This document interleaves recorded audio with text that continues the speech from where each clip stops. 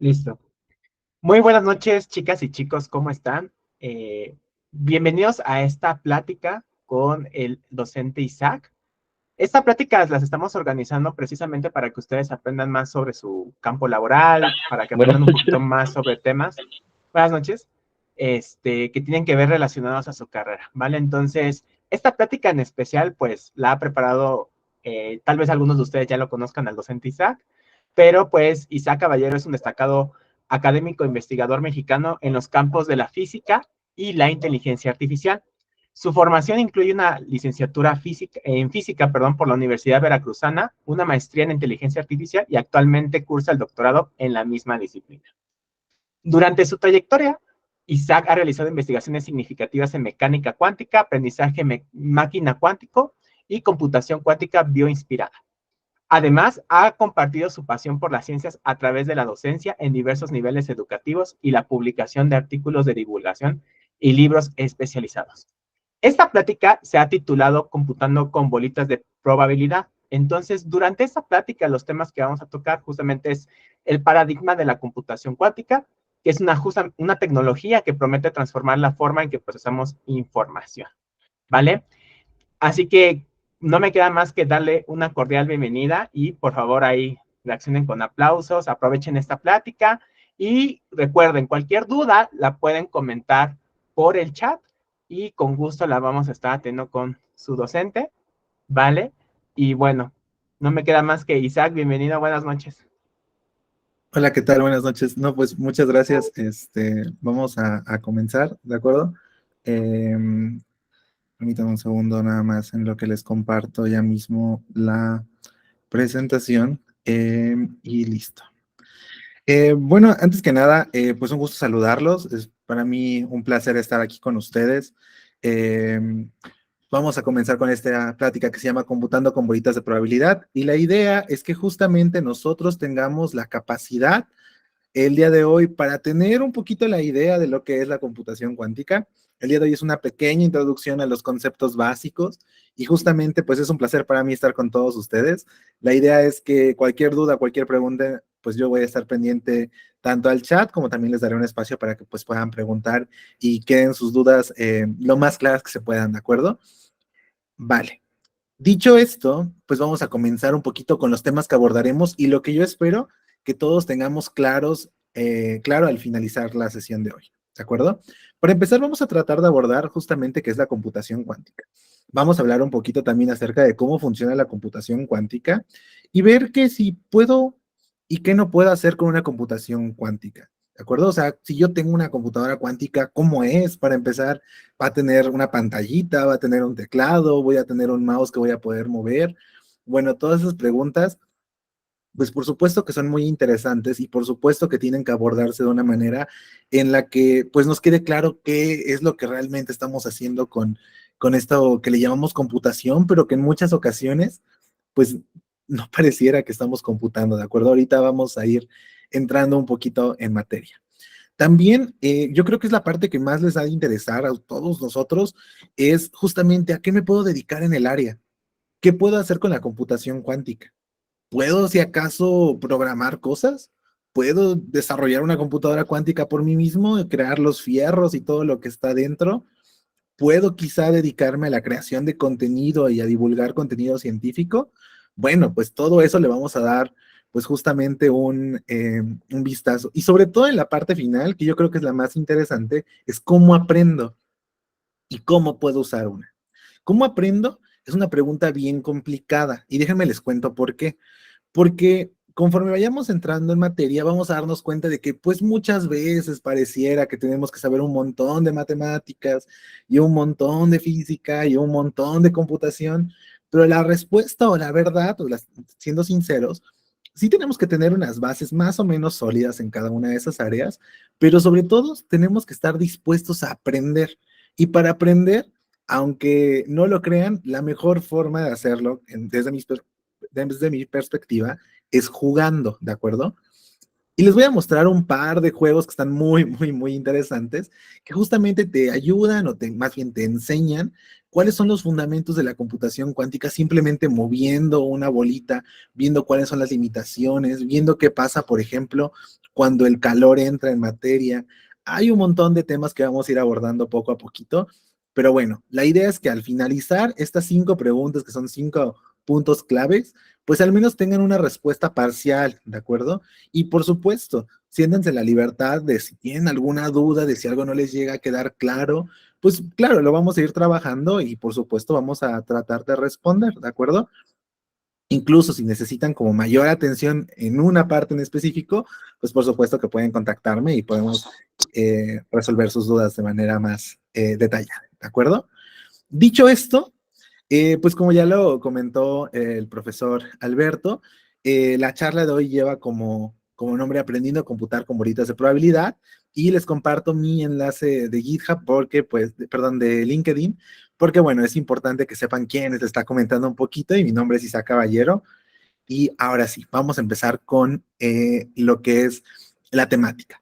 Para empezar, y es que esto es algo bien importante, vamos a tratar de definir qué es una computadora y qué es algo que se puede computar y qué es algo que no se puede computar, ¿de acuerdo? De fondo, ahí están viendo a una persona que sin duda yo creo que nos cambió la vida a todas las personas. Y por todas las personas me refiero a todas las personas que estamos en esta tierra. Si el día de hoy nosotros tenemos dispositivos celulares como este, si ustedes tienen una computadora en donde están viendo justamente la proyección de la pantalla y donde están pues justamente observando que hay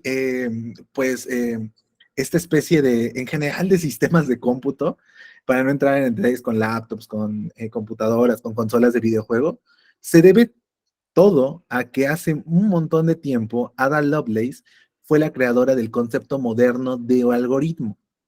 Y vamos a empezar a definir varias cositas. ¿Qué es un algoritmo? Es una serie de pasos, ¿vale? Seguramente todos los días tú ocupas los algoritmos y déjame contarte por qué. Fíjate que cuando te paras, yo tengo una rutina muy, muy tradicional. La rutina muy tradicional que yo tengo es que yo siempre al despertar agarro, me paro, me lavo la cara, me lavo los dientes, tomo una ducha y luego desayuno. Esa serie de pasos para poder llevar a cabo una actividad es lo que podemos llamarle un algoritmo, el algoritmo de despertarse, ¿de acuerdo? ¿En qué otro lugar ustedes ocupan algoritmos? El ejemplo más sencillo de todos es cuando ustedes van a cocinar. ¿Qué pasa si van a cocinar, por decir algo, un pollo? Bueno, pues justamente lo que hacen es toman la lista de los ingredientes y van vertiéndolos en el traste conforme pues lo vayan indicando y vamos siguiendo una serie de instrucciones. A eso le llamamos un algoritmo y esa es la parte fundamental de la computación, ¿de acuerdo? Está lo que se llama la computabilidad. Y esta especie de algoritmos hay de dos tipos, ¿vale? Y es bien importante saber que hay de dos tipos como de manera muy general. Los primeros son los que sí podemos hacer, ¿de acuerdo? ¿Por qué? Bueno, porque si, por ejemplo, estoy haciendo una receta de cocina, yo tengo todos los ingredientes. Tengo también todos los materiales y toda la instrumental para poder llevar a cabo mi receta, ¿de acuerdo? Pero hay otros que no. ¿Qué pasa, por ejemplo, si quieres hacer un pastel y te falta la leche? Bueno, pues ya no voy a poder resolverlos. A los que sí puedo resolver les llamo algoritmos computables, ¿vale? ¿Qué significa esto? Cosas que sí puedo hacer, ¿de acuerdo? A los que no, les voy a llamar algoritmos no computables, ¿de acuerdo? ¿Por qué es importante esto? Bueno, porque durante un montón de tiempo, el concepto de computabilidad era bastante disperso y confuso. ¿Y a qué me refiero con disperso y confuso? Bueno, pues que en algunas ocasiones, o más bien con problemas en particulares muy difíciles, nosotros creíamos tener un algoritmo para obtener algunos resultados y resultaba que en muchas ocasiones no podíamos, ¿de acuerdo? Y es algo que no podíamos porque los algoritmos no podían finalizar en un tiempo finito. No sé si alguna vez alguno de ustedes habrá estado haciendo un código, los que sean de carreras afines a ingeniería, seguramente si vieron en programación un ciclo, había veces que no se cerraba el ciclo y se ejecutaba para siempre. Esa especie de algoritmos son los que conocemos como algoritmos no computables, porque no nos retornan un resultado en un tiempo finito, ¿de acuerdo? Ada Lovelace también fue una pionera, porque fue una persona que cambió el mundo por completo, en lo que se conoce como la computación teórica, un área un poquito más tenebrosa de las ciencias computacionales y matemáticas, en donde lo que hacen es estudiar a los algoritmos con una especie de entes abstractos matemáticos que tienen el nombre, por ejemplo, de grafos. No nos va a importar en este momento, simplemente quería que conocieran a Ada Lovelace y el concepto de algoritmo, una serie de pasos que te da un resultado, que hay de dos tipos, aquellos solubles y aquellos que no son solubles. A los solubles les llamamos ¿cómo? Computables. A los no solubles, ¿cómo les llamamos? Pues les llamamos no computables, ¿de acuerdo? Es importantísimo que eso nos quede muy, muy, muy claro. Pero bueno, como parte de, es importante también que conozcamos un poquito acerca de la línea del tiempo y hacia dónde vamos a llegar, ¿de acuerdo?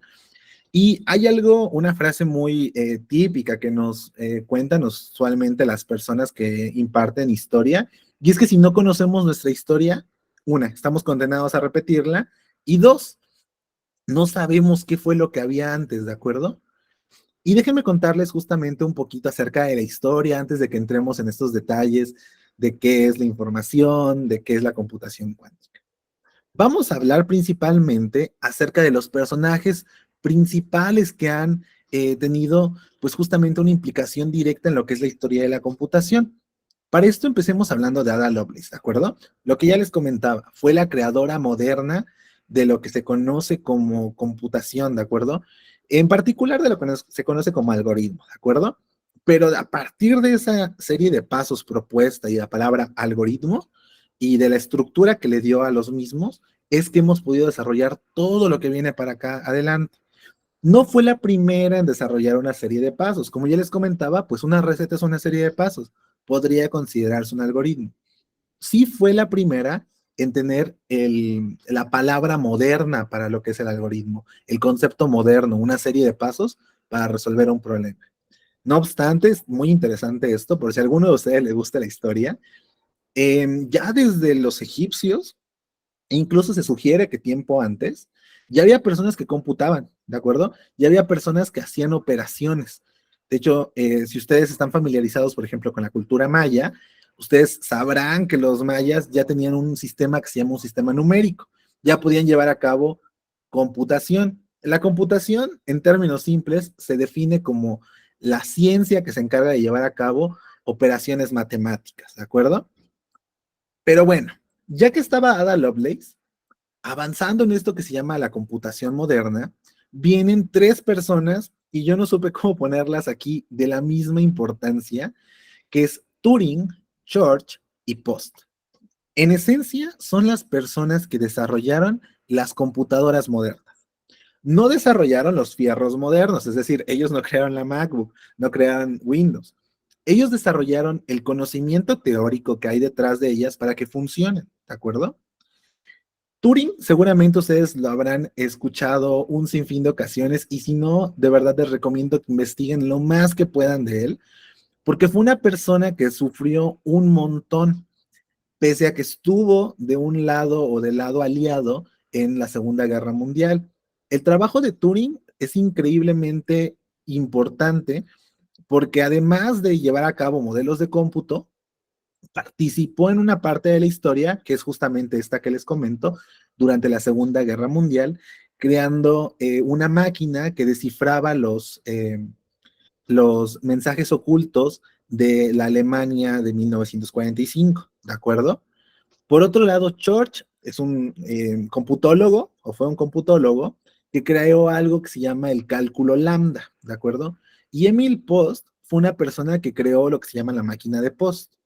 En resumen, las tres personas resolvieron el mismo problema.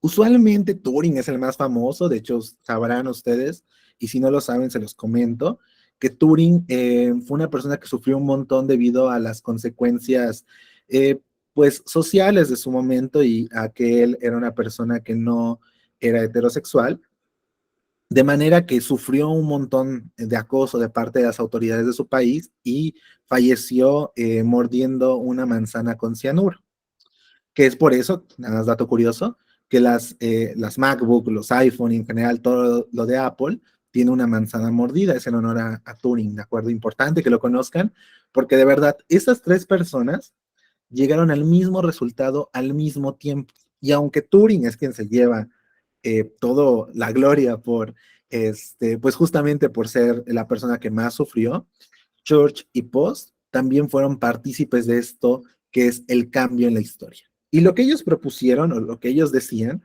es un modelo muy sencillito. Imagínense que ustedes tienen una cinta, ¿de acuerdo? Y ustedes tienen tres opciones. Pueden borrar la cinta, pueden escribir en la cinta o pueden moverse a la derecha o a la izquierda. Solamente tienen esas opciones, ¿de acuerdo?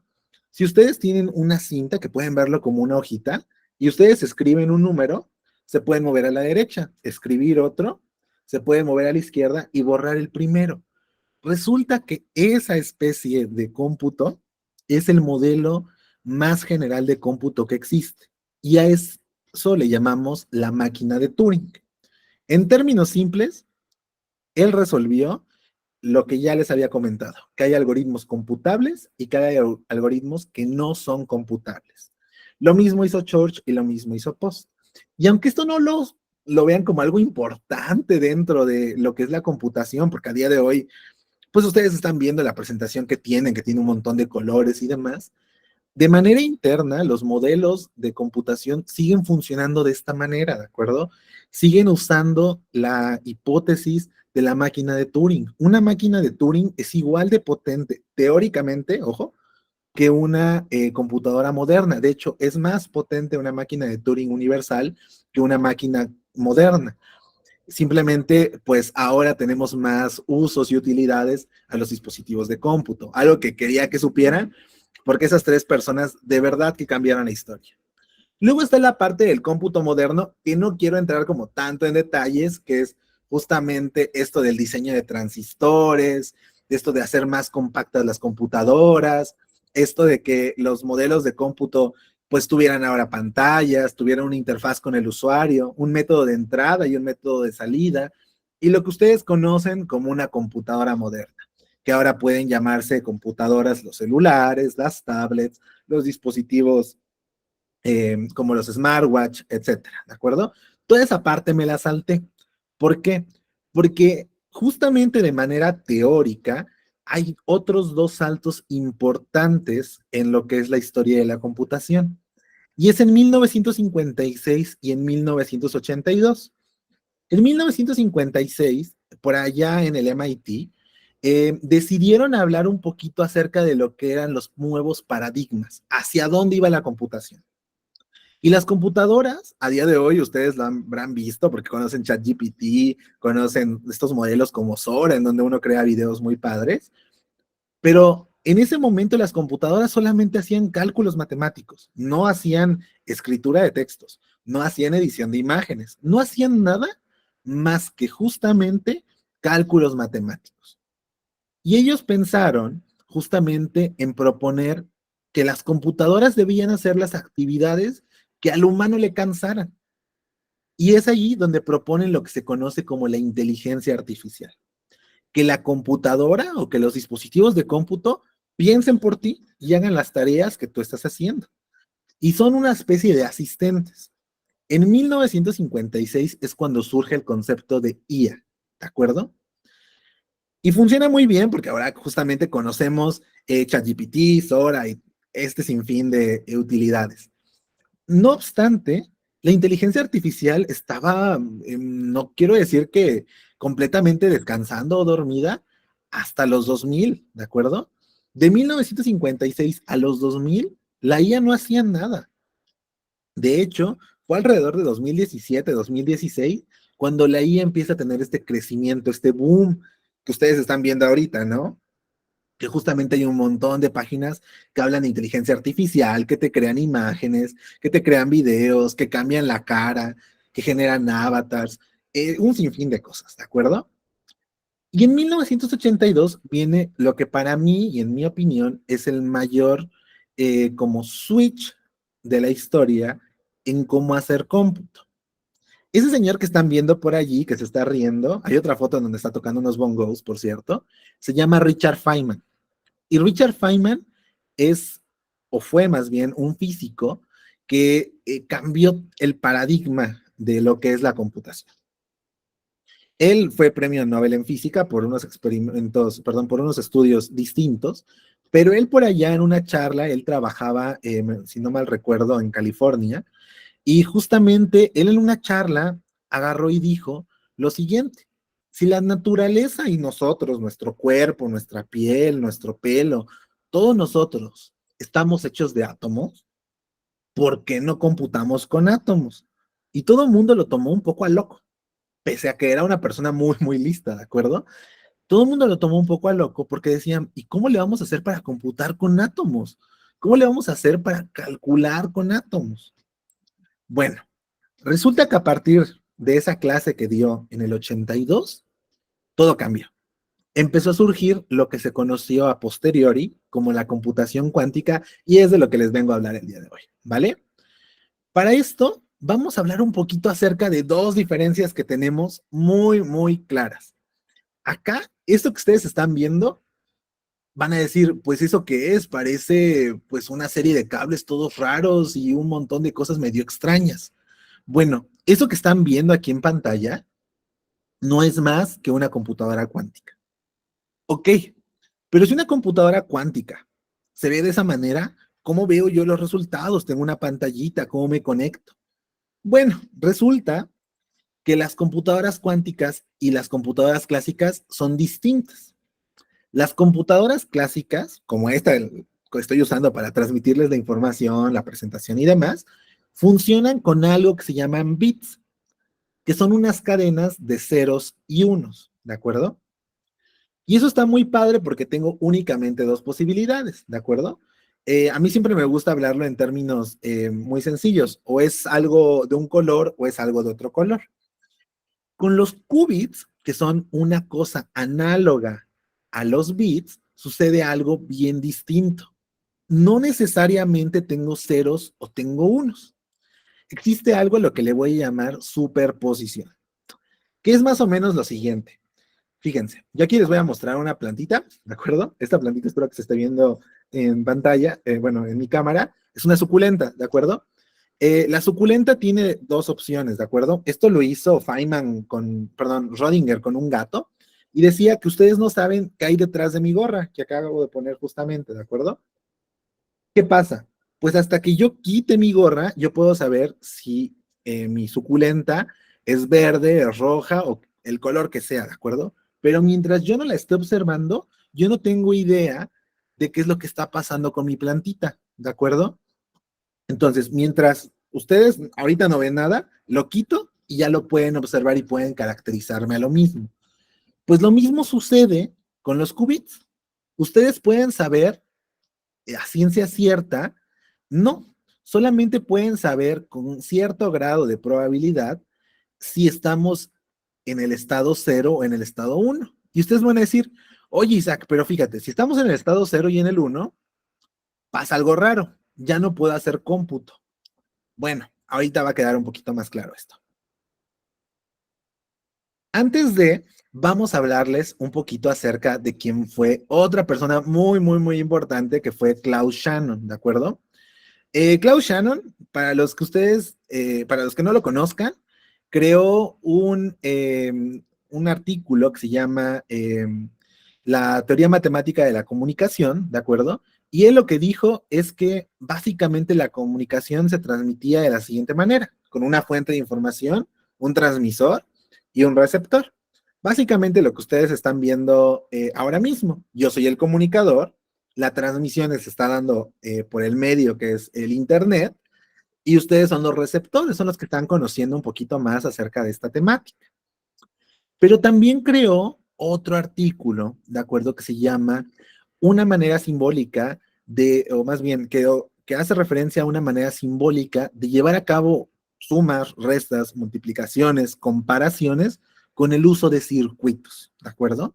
Fue muy famoso por esas dos cosas y también es una de esas personas que cambió la vida del planeta y que muy pocos conocemos, ¿va? ¿Qué sucede?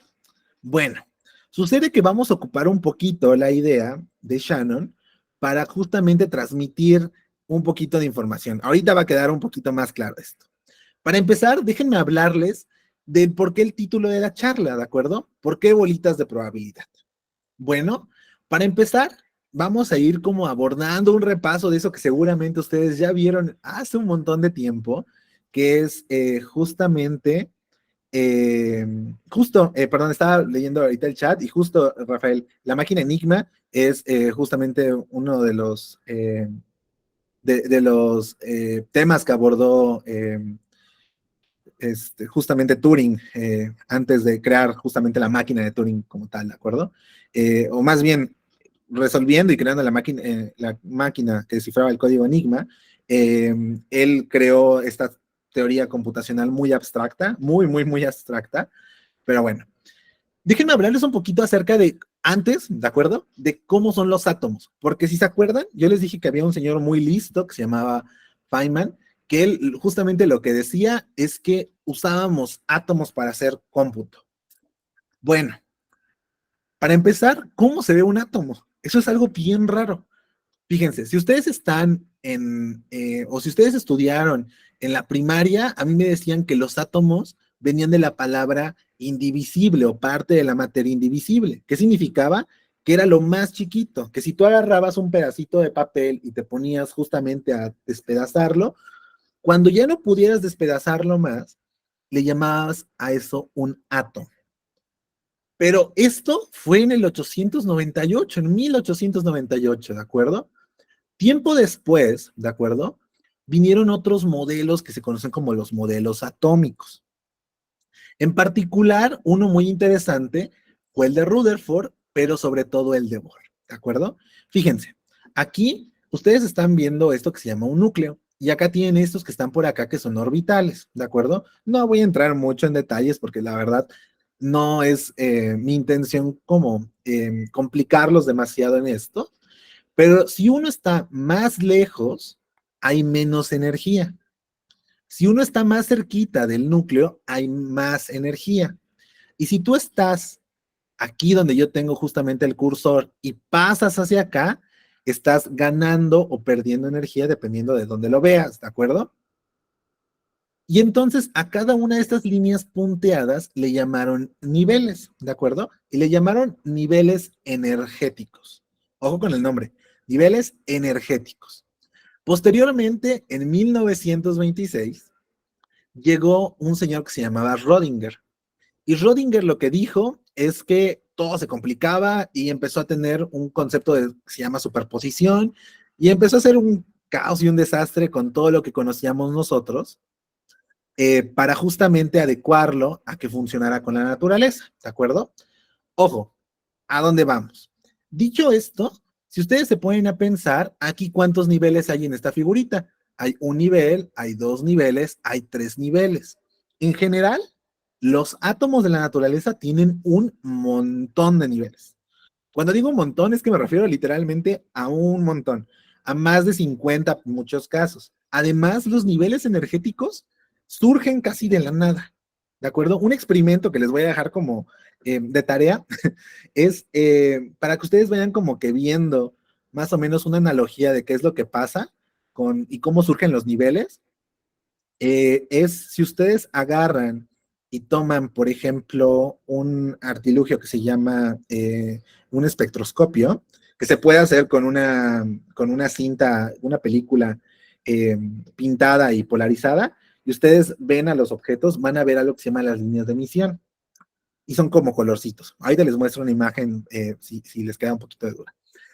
Resulta que uno, si al átomo lo empuja tantito, con tantita energía, por ejemplo, magnética, qué sé yo, si tú pones a un átomo y lo pones cerca de una bocina que tiene un imán, el átomo empieza a ser bien distinto. Y hay un montón y montón y montón de niveles de energía. Bueno, nosotros no nos vamos a complicar eso ahorita, ¿de acuerdo? Para nada. Vamos a considerar algo bien sencillo. Los átomos solamente van a tener dos niveles de energía. Dos, ¿de acuerdo? No más, no menos, dos. Uno va a ser el estado 1 y otro va a ser el estado 0. Y a esto le vamos a llamar un qubit, ¿de acuerdo? El estado 1 es como si yo estuviera apuntando hacia arriba y el estado 0 es como si yo estuviera apuntando hacia abajo, ¿de acuerdo? Pueden pensarlo como un like y como un dislike. Ahora, ¿qué pasa? Bueno, la computación cuántica se encarga de decir lo siguiente. Si yo estoy en la parte de acá arribita, en donde estoy justamente con el cursor, si se dan cuenta es donde está el cero, ¿verdad? Bueno, si yo estoy en esta parte de acá arriba, ¿qué va a pasar? Voy a tener una mayor probabilidad de que esté en el estado cero. Y si estoy en la parte de aquí abajo, ¿qué va a pasar? Voy a tener una mayor probabilidad de estar en el estado uno. Pero jamás voy a poder decir a ciencia cierta en qué estado estoy. Nuevamente, lo que les comentaba, cubro mi gorra, justamente esta plantita, y ustedes no saben nada de ella. Puede que yo ya la haya quitado, ¿de acuerdo? Y ya no hay plantita. Solamente hasta que ustedes observen el objeto que está detrás, hasta que ustedes quiten esto, van a saber en qué estado está. Un ejemplo muy sencillito y que lamentablemente no tengo aquí a la mano, pueden pensarlo de la siguiente manera. Si ustedes agarran y lanzan una moneda, puede caer cara o puede caer cruz. El resultado siempre es probabilístico, ¿de acuerdo? Jamás, siempre, si ustedes lanzan una moneda, ustedes no tienen forma alguna de saber qué resultado va a caer, si va a caer cara o si va a caer cruz, jamás. Además, vamos a considerar que siempre que ustedes lo lanzan una moneda, cae o cara o cruz. Pero seguro les ha pasado que están justamente decidiendo, qué sé yo, eh, cualquier cosa con el lanzamiento de la moneda y la moneda cae de canto, cae paradita. ¿Qué sucede en ese caso? Bueno, ahí no cayó ni cara ni cayó cruz, cayó las dos a la vez, ¿de acuerdo? Y eso es justamente lo que trata de medir la computación cuántica, simplemente con partículas muy chiquititas. Ahorita va a quedar un poquito más claro, porque les voy a hablar acerca de lo que hacen los circuitos analógicos.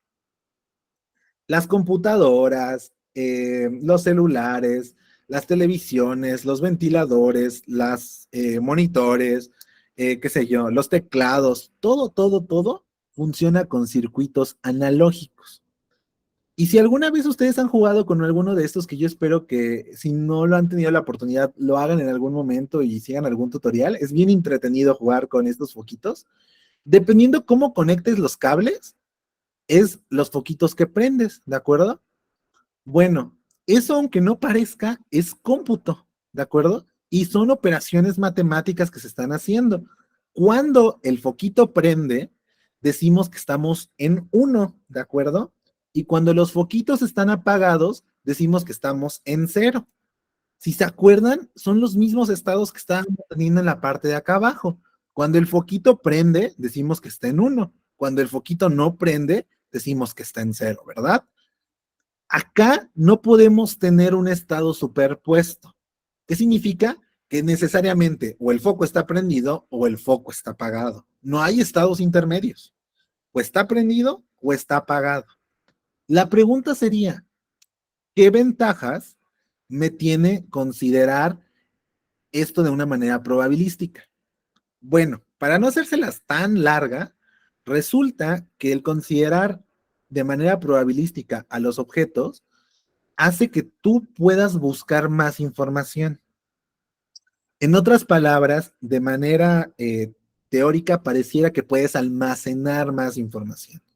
Digo, no voy a entrar tanto en esos detalles, pero bueno, vamos a ir discutiéndolo ahorita y espero que todo quede como más claro. Ahora, yo les decía que teníamos de dos opciones, o estaba arriba o estaba abajo, pero en general estaba como una colección superpuesta. O sea, podíamos decir, hay mucha probabilidad de que esté en el estado cero, hay mucha probabilidad de que esté en el estado uno, pero no sabemos, así es, si acierta, si va a estar en el cero, perdón, si va a estar en el cero o si va a estar en el uno. Pero podemos hacer operaciones, y las operaciones son muy padres porque justamente nos van a permitir a nosotros como humanos, pues ver un poquito qué es lo que está pasando. Ok, para hacer operaciones, nosotros vamos a ocupar algo que se llama compuertas cuánticas. No pregunten por qué el nombre ahorita mismo, simplemente les vamos a llamar así. Vamos a saber que son reversibles. ¿Qué quiere decir? Que si ustedes agarran y toman un dispositivo como el celular y lo voltean y le aplican una operación, por ejemplo, si le toman una foto a esto, y le toman una foto a esto, ustedes son capaces de saber que en ambos casos estaba tomando a un celular, ¿verdad? Bueno, a eso me refiero con que sean reversibles. El diagrama que va a describir qué es lo que está pasando va a recibir como nombre circuito cuántico y va a ser como si yo estuviera conectando cablecitos, ¿de acuerdo? Justamente yo voy a conectar cablecitos, que le voy a llamar, pues justamente cables del circuito cuántico, y lo que voy a tener como resultado son operaciones, a las operaciones, perdón, van a ser resultados probabilísticos. Ahorita les enseño justamente esto, pero es importante, ¿de acuerdo? Ojo, con puertas cuánticas que son reversibles y que al diagrama le voy a conocer como un circuito cuántico. Los resultados nuevamente, no voy a decir, aquí está mi plantita, aquí no está mi plantita. Voy a decir lo siguiente, hay una probabilidad, por ejemplo, del 70% de que aquí esté mi plantita. Y hay una probabilidad del 30% de que aquí no esté mi plantita. Ojo con eso, porque sí es bien importante para entender hacia dónde vamos, ¿de acuerdo?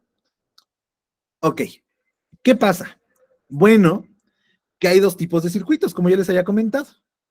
Si se dan cuenta, estos que están por acá pueden verlos como cablecitos. Viene un cable por aquí, viene un cable por acá. Imagínense que aquí tengo un foquito, ¿de acuerdo? Si yo tengo un foquito por acá y aquí hay, por ejemplo, en esta mejor, si yo tengo un cablecito por acá y un cablecito por acá y ambos tienen luz, ¿qué es lo que va a pasar? Bueno, que ambos tengan luz es cuando yo le ponía el uno, ¿verdad? Bueno, si yo tengo que el cable A, que es este, y el cable B, que es este que está por acá, tienen luz, mi foquito va a prender. Si yo tengo, por ejemplo, por acá que el cable A tiene luz y el cable B no tiene luz, mi foquito que estaba por acá imaginándomelo va a prender. Si yo tengo, por ejemplo, que el cable A no tiene luz y el cable B sí tiene luz, mi foquito va a prender. Pero ¿qué pasa si ninguno de los dos tiene luz? Pues mi foquito no prendería, ¿de acuerdo? Y hay algunos de estos dispositivos que se llaman compuertas lógicas, como el AND. Fíjense, nada más para que entendamos un poquito cómo funcionan las compuertas. Por acá, este cable tiene luz y este cable tiene luz. Si los dos cables, perdón, si los dos cables tienen luz, mi foquito va a prender. De manera contraria, ninguno de los dos va a prender. Ni si los dos no tienen luz, pues obviamente no va a prender.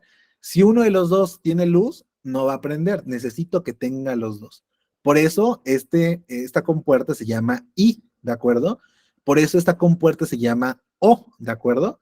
Entonces, en este caso, si uno de los dos, si A, el cable A o el cable B tiene luz, va a prender. En este caso, necesito que el cable A y el cable B tengan luz, necesariamente los dos. Existe justamente un análogo. Esto que están viendo por acá es un circuito cuántico.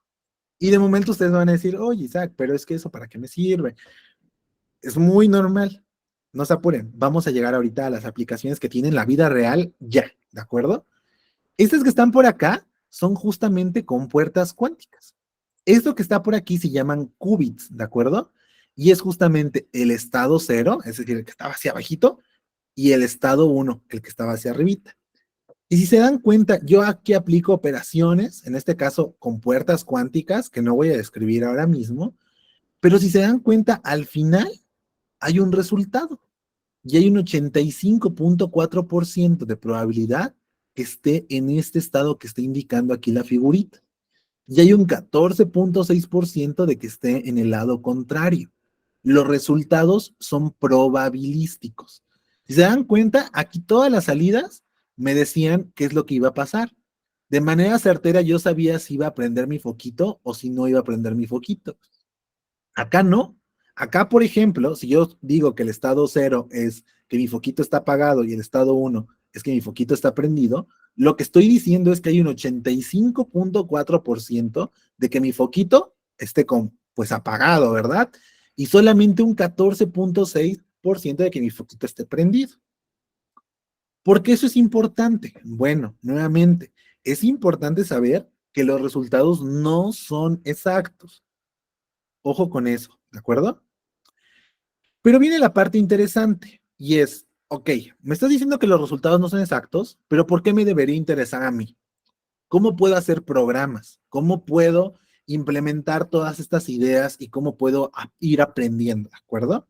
Bueno, a día de hoy hay una cantidad de alternativas para implementar software gigantes, ¿de acuerdo? Está Qiskit, está Cirque, está Wolfram y está Microsoft Quantum. Son 4 empresas que les estoy comentando. Qiskit está fondeada por IBM, Cirque es de Google, Wolfram es justamente de Wolfram, y Microsoft Quantum pues es una subdivisión de Microsoft. En estos 4, uno puede hacer estas implementaciones.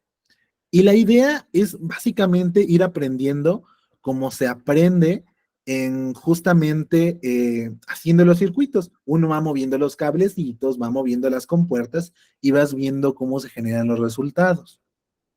El orden en el que tú pongas estas compuertas de por acá es lo que le llamamos algoritmo. A la hora de que estos sean compuertas cuánticas, le llamamos algoritmo cuántico, ¿de acuerdo? ¿Cómo le hago? Bueno, paso 1 si quieren aprender a hacer este tipo de cosas. Se van a cualquiera de estos lugares y ahorita les voy a enseñar un poquito más de recursos y empiezan a jugar, ¿de acuerdo? Y conforme vayan jugando, van a darse cuenta de lo interesante que es. Adelante, Mauricio, si gustas. Profesor, buenas noches, ¿me escucha bien? Sí, por supuesto. ¿Cómo está, profesor? Gusto saludarlo. Bueno, yo estaba viendo muy bien el tema de lo que es la ley de Morgan, ¿ya? Ok, Con respecto a lo que son las compuertas lógicas. sí, Pero bien va a existir mucho en las variantes que uno le ingrese verdaderamente a los circuitos. sí, por supuesto. Y ahí es donde se producen de alguna manera transformaciones, ¿ya? Que de alguna manera las probabilidades aumentan tanto en cerrar o en abrir una compuerta. Claro. A mí me pasa, por ejemplo, en el día particular, ¿ya? Yo, por ejemplo, tengo un sistema un sistema que en la cual yo no quiero que personas se involucren o de alguna manera me desclasifiquen información, Ujú, ¿ya? Y justamente implementamos un sistema a través de la ley de Morgan, a través de lógica, a través ¿cómo se llama?, de condicionantes incondicionales, condicionales, negación, de afirmación, para que de alguna manera en el sistema los usuarios de alguna manera no puedan hacer parte de ese proceso. Por claro. eso el aporte importante que da usted le toma bastante importancia y lo importante acá, profesor, es tener claro verdaderamente las materias, porque puede que yo de profesión soy ingeniero civil, ya, Ujú, desde muchos años, ya, pero partí con temas de circuito. Entonces, también es bueno dar un poquito de estadística también, que es muy bueno, más que nada un aporte constructivo, sin necesidad de destruir su hermosa clase. gracias. Justo, es bien interesante eso que comentas, porque justamente a esto que está por acá, bueno, ya no se los comenté porque, pues justamente por cuestiones de tiempo, trato de ser un poquito más conciso, a la cantidad de datos que un circuito puede tener y transformar, se le llama aridad. La aridad es la cantidad, o más bien, el número de argumentos que puede recibir una función. En general, matemáticamente, todas las funciones, que son las funciones que corresponden a los circuitos lógicos, tienen una cantidad definida de entradas de datos. Y estas entradas, como les comento, se llaman aridad. O se define como a la aridad se define como la cantidad de datos que puede recibir una función. Ok, las salidas en este caso son justamente como ustedes comentan. Según estaba leyendo el chat, ¿de acuerdo? Justamente es lo que se conoce como el lenguaje binario. Y como comentaba José, sí, justo. Además, el hecho de que yo les dijera que aquí había una plantita o aquí no había una plantita es lo que se conoce como el gato de Schrödinger.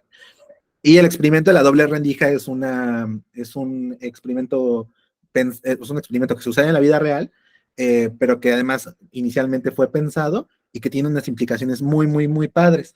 Y ya no les comenté de otro, pero hay otro experimento que es el experimento de Stern-Gerlach. El experimento de Stern-Gerlach, para no hacerles mucho, consiste en que ustedes tienen unos pequeños átomos de plata, los calientan en un horno y los van lanzando. Ustedes, si ustedes piensan en eso como si fueran pistolitas de gocha, imagínense que aquí enfrente hay una pistolita de gocha que me está disparando, pues me va a dar a mí o no me va a dar a mí.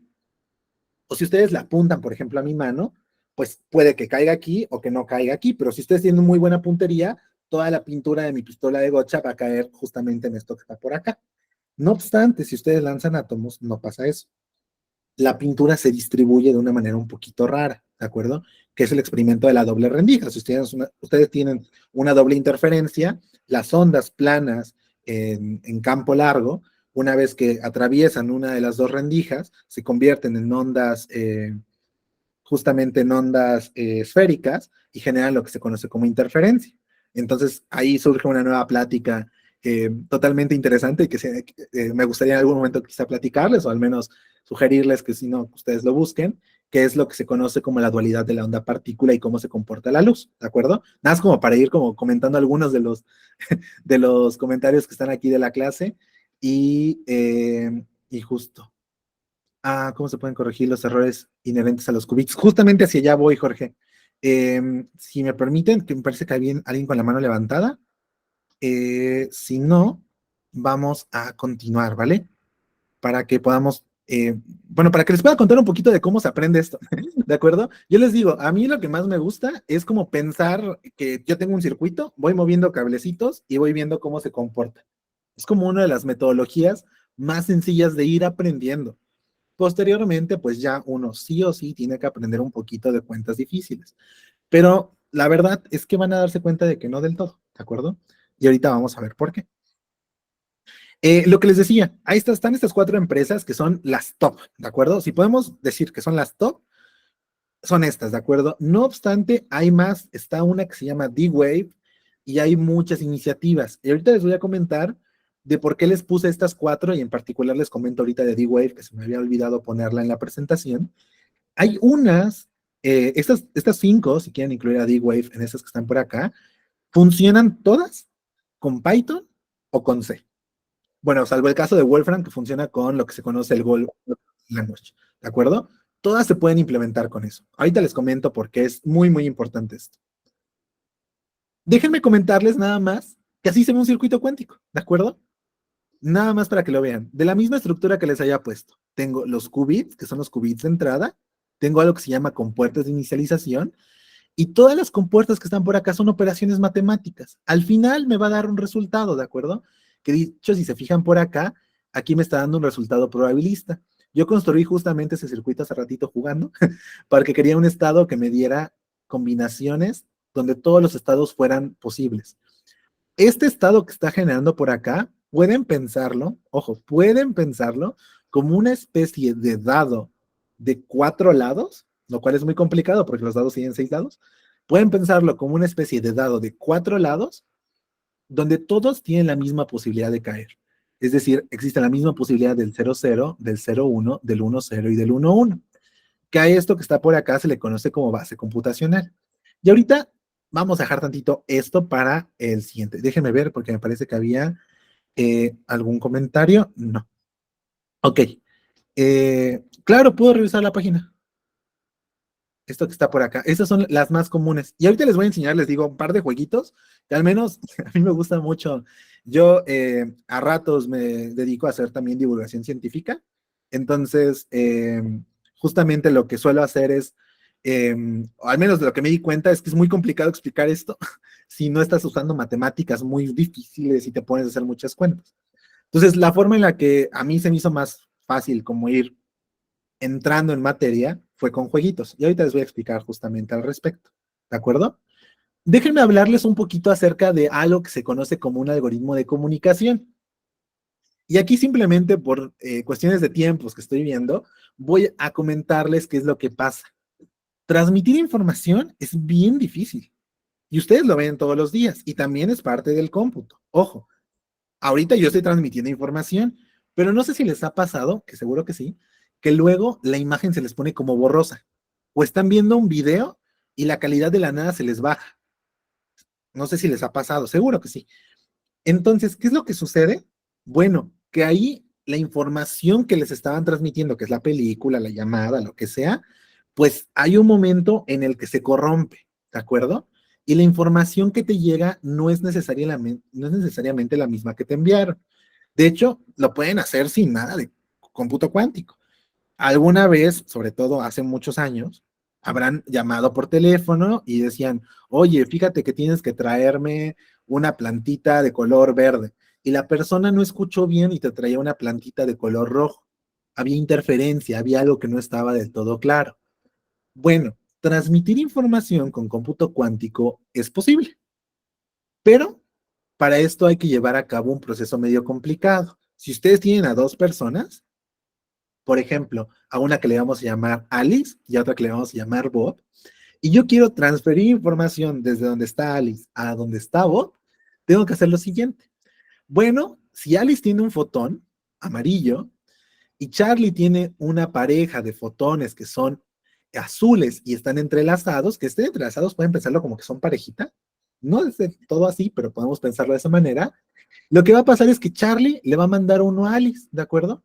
Y ahora Alice, que es ella, va a tener un fotón azulito y un fotón, ¿de qué color? Bueno, un fotón amarillo. Ahora, uno va a ser enviado a Bob, ¿de acuerdo? ¿Quién va a seguir manteniendo uno de los dos fotones? ¿De acuerdo? Si Alice y Bob tratan de comunicarse, ¿qué es lo que va a pasar? Bueno, que van a necesitar guardar la información e ir colapsando la misma. Y básicamente consiste de manera muy sencilla en hacer lo siguiente. Yo le marco a Bob, imagínense que yo soy Alice, y yo le digo, oye Bob, ¿qué color me mandaste? Ah, no, pues te mandé uno azul.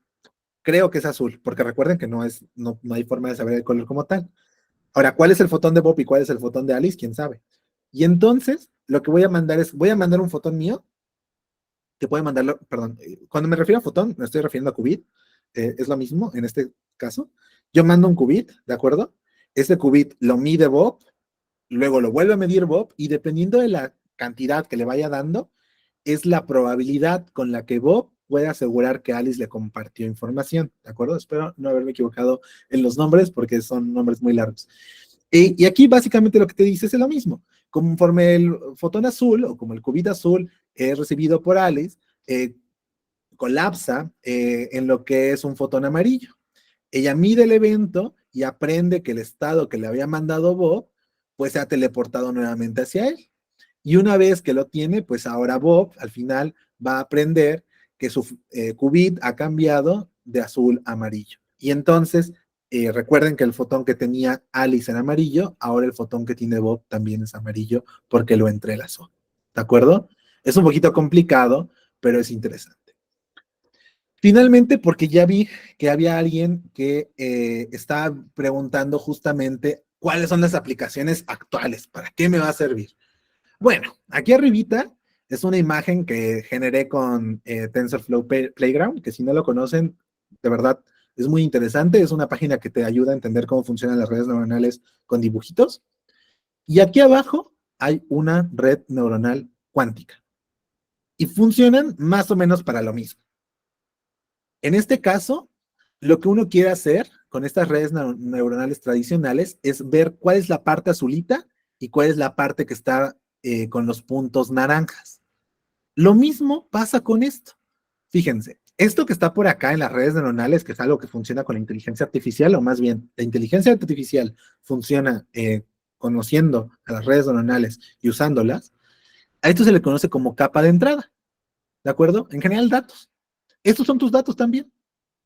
Estas capas que están por acá se llaman capas, bueno, con puertas variacionales en el caso de la computación cuántica, pero acá no son más que capas ocultas, así se les conoce en el lenguaje de inteligencia artificial. Y esto que está por acá son las salidas. Y las salidas, pues no son otra cosa más que ver si las cosas que están en azul sí están dentro de la zona azul y las cosas que están en la zona naranja sí están en la zona naranja. Es lo mismito, la idea es la misma, ¿de acuerdo? Entonces, ya hay personas que están ocupando esos algoritmos para llevar a cabo problemas de clasificación, problemas de regresión, problemas de lo que se conoce como aprendizaje computacional o inteligencia artificial. ¿De acuerdo? Ahora, perdón si voy un poquito más rápido ahora, pero justamente me quería como centrar en cuáles son las carreras que están listas para la computación cuántica y en dónde entran ustedes, ¿de acuerdo?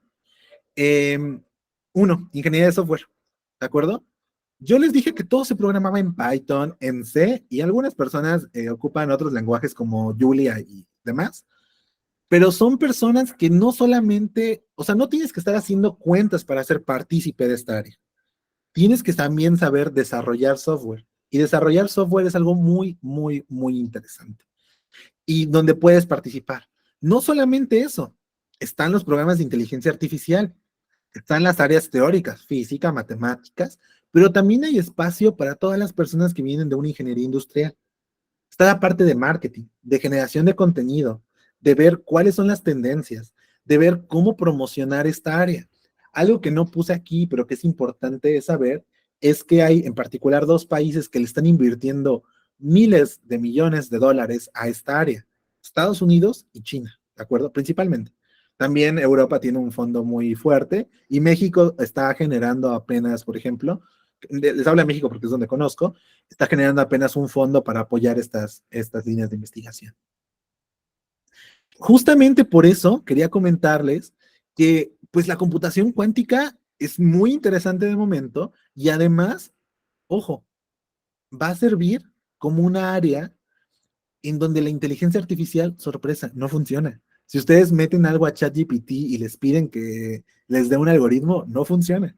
No funciona para nada bien. De hecho, funciona bastante mal. Entonces, todavía estamos protegidos de momento contra la inteligencia artificial, ¿de acuerdo? Entonces, eso es un área en la que si te pones a hacer cosas de una vez y aprendes, vas a darte cuenta de que puedes encontrar trabajo de una manera bastante padre. Además, tampoco lo comenté, pero cada año hay más y más y más puestos en esta área. Ahora, para ir finalizando y dar espacio a las preguntas, ¿qué sí hacemos en la computación cuántica y cuáles son las aplicaciones? Ahorita mismo se ocupa para simulación de moléculas y simulación de átomos.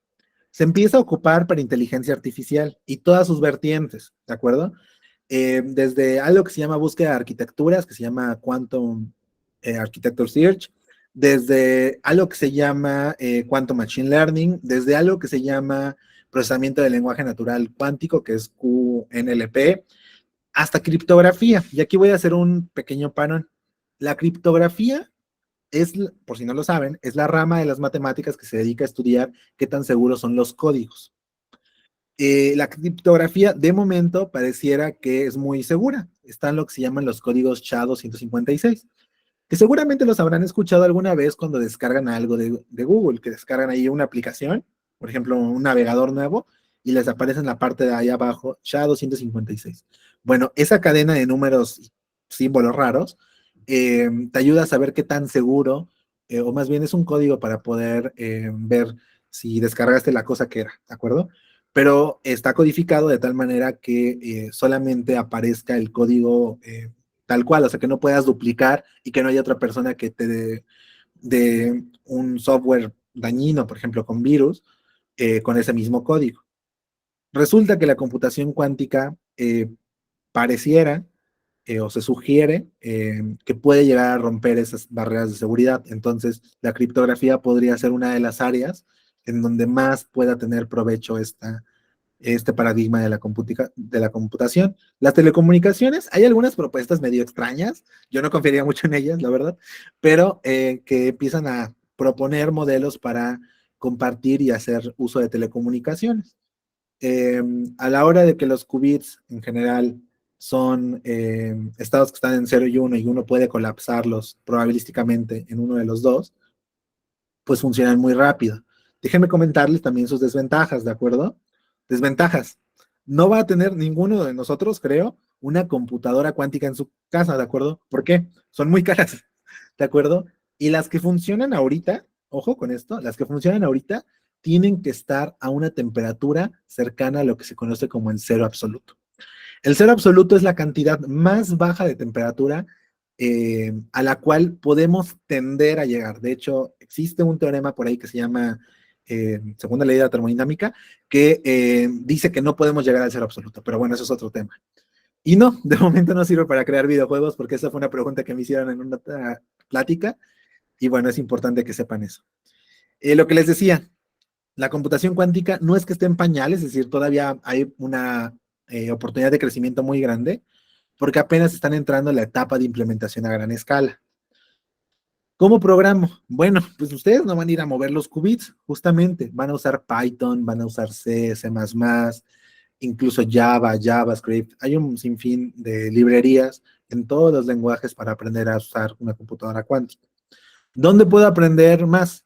Bueno, ya sea en charlas como estas, en donde uno se acerca y de manera personal puedes tener contacto con alguien que está en el área, o las empresas que les comenté, tanto Qiskit, Wolfram, como Microsoft, como Google, tienen tutoriales en Internet disponibles y tienen un montón de recursos para que ustedes vayan aprendiendo, ¿de acuerdo?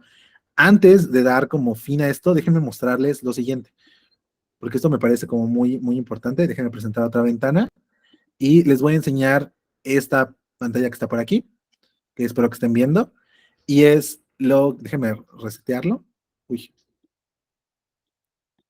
aquí déjenme resetearlo. Esto que están viendo es un jueguito, ¿de acuerdo? Se llama el juego del cubito y está auspiciado por Google. De hecho, pueden ver que aquí Google tiene algo que se llama Quantum AI.google y en el apartado de educación tiene el juego que se llama The Qubit Game, ¿de acuerdo? Les comentaba, las cosas o las computadoras cuánticas tienen que funcionar a una temperatura muy, muy, muy, muy bajita. Entonces, cuando el calor se les acerca, todo se empieza a complicar, ¿de acuerdo? Necesitas protegerte del calor.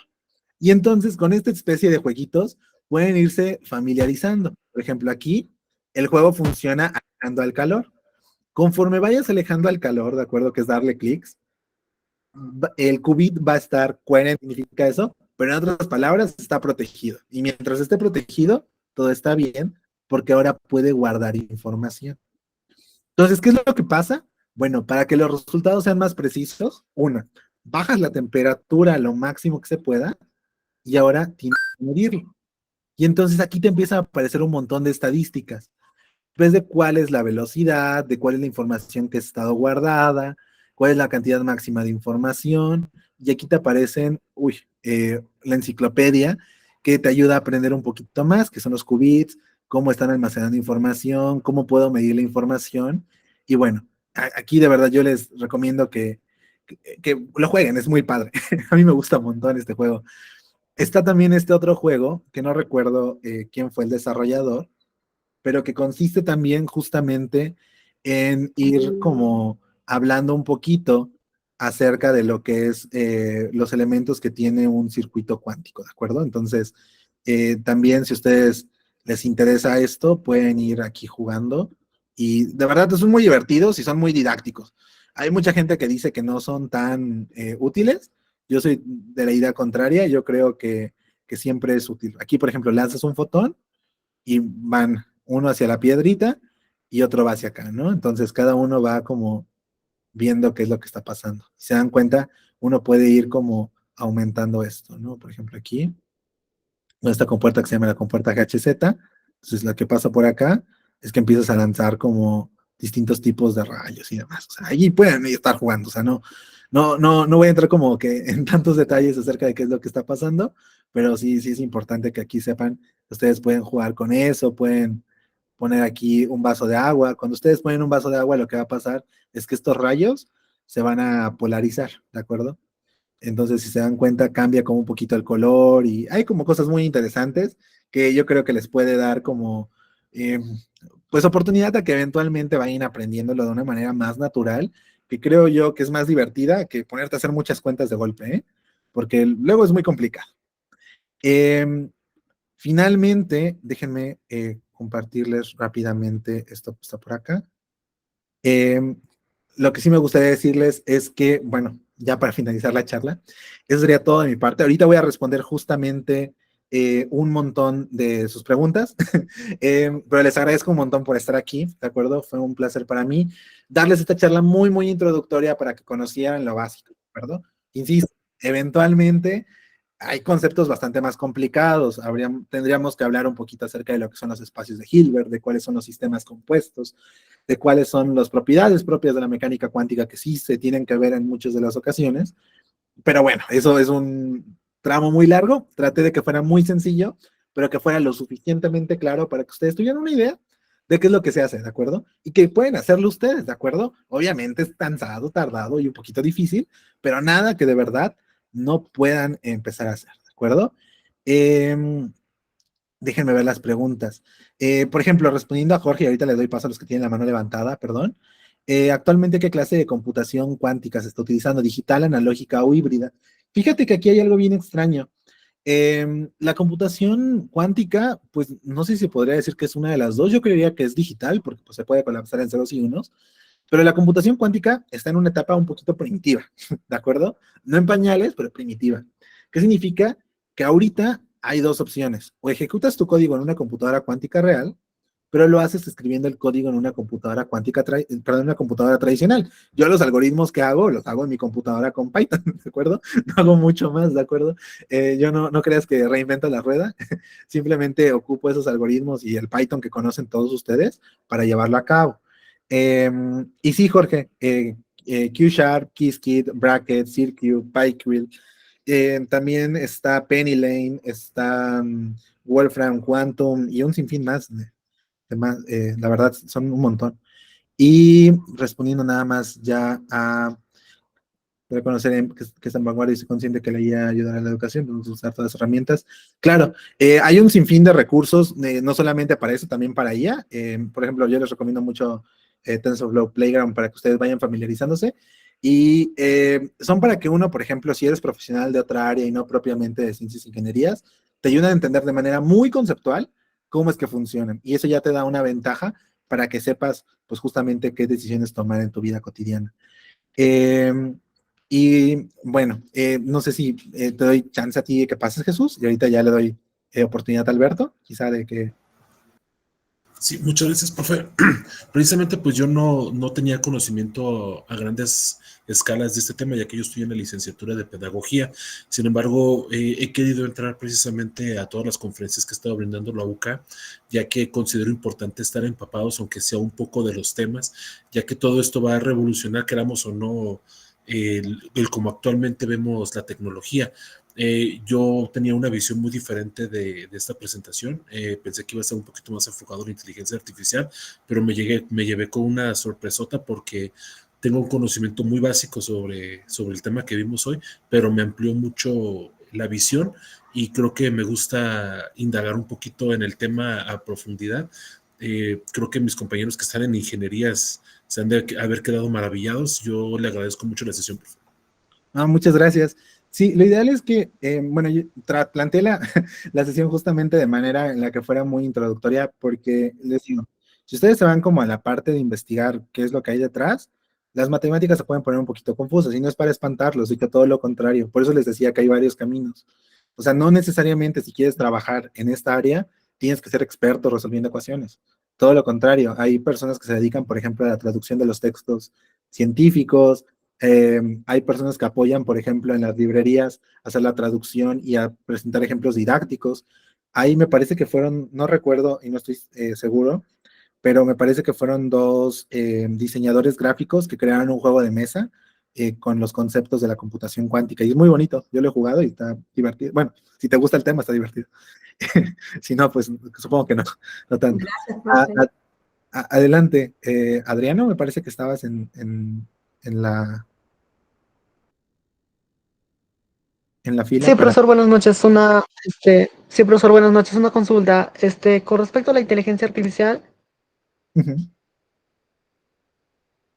profesionales, pero no en todas, porque en ingeniería de sistemas, eh, actualmente que lanzó lo que es la empresa de Microsoft, pero según la información que he buscado, dice que no va a programar lo que es la inteligencia artificial a un programador nativo. ¿No me Claro, puede explicar claro, esa idea? claro. Fíjate, mira, lo de que vaya a programar igual o mejor que nosotros es algo que no sé, ¿de acuerdo?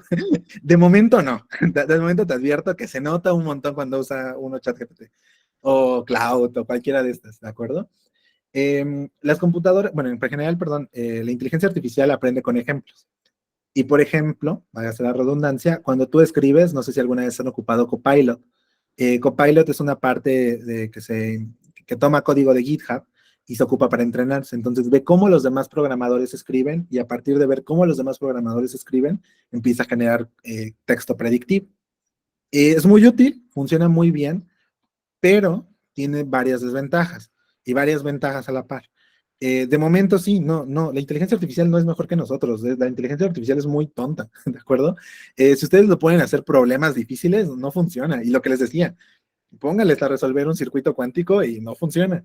Eh, entonces, de momento, la inteligencia artificial no ha llegado a ese punto. Ahora bien, no sé si con más ejemplos, si con más personas que estemos publicando nuestros algoritmos y demás, eventualmente en un futuro llegue a ser preciso para estas áreas, ¿de acuerdo?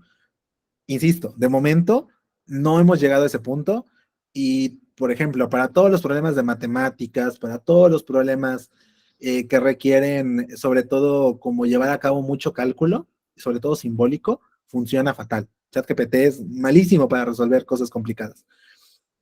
No sé si eso te da como un vistazo hacia cuál es mi postura de momento con la IA y te haya servido un poco.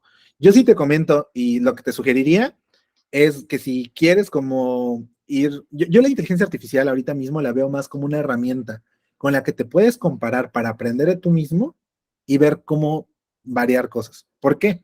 Bueno, porque te sirve para tomar ideas. Ves que luego, no sé, escribe de manera compacta un loop.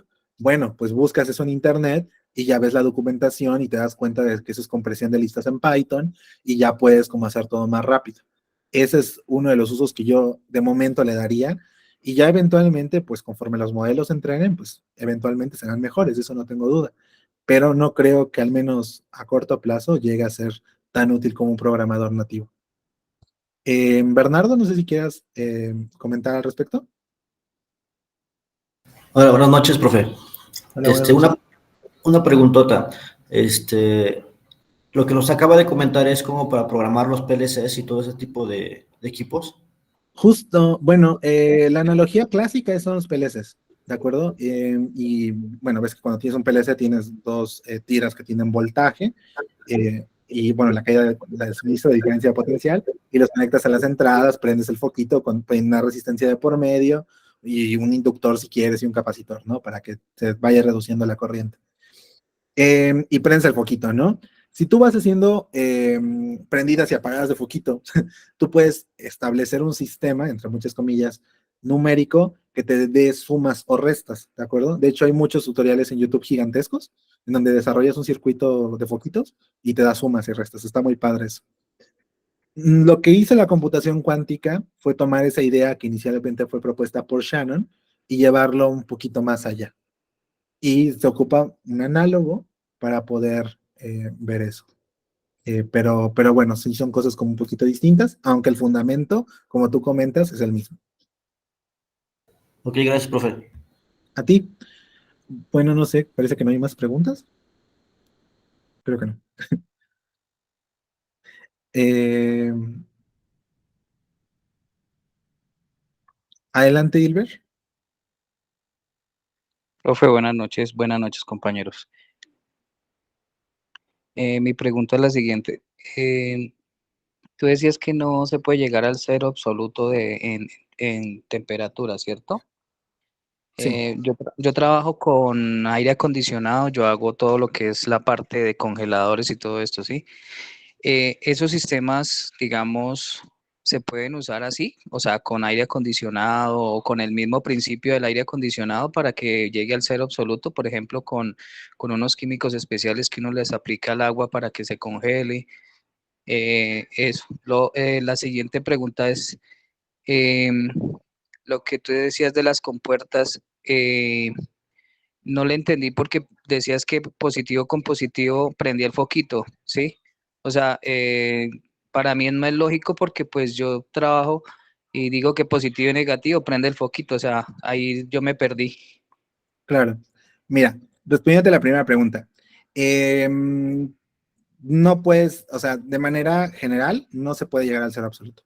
No importa con qué lo intentes, no importa con qué material, no hay forma humana de que tú puedas llegar al cero absoluto. Es un teorema de termodinámica y la termodinámica es o sea, tiene varias leyes que no las puedes modificar.